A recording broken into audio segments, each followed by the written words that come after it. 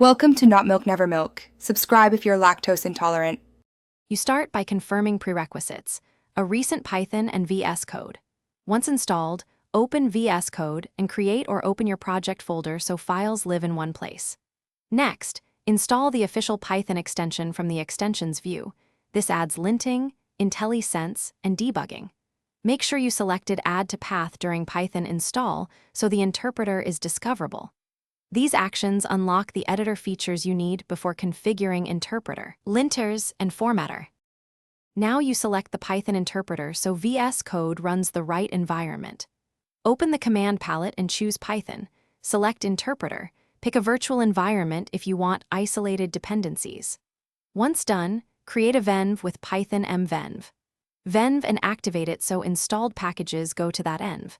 Then install essential tools like Pylance for linting, Black for formatting, and Pytest for tests. Make sure VS Code shows the venv in the status bar so extensions use it.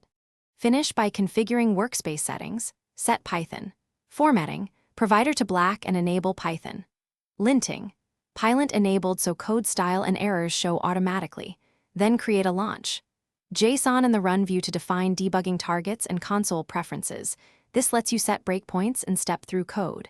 If something breaks, first reselect the interpreter and reload the window. Misconfigured path or inactive virtualenv is the usual culprit. Finally, run a simple script to confirm linting, formatting, and debugging behave as expected.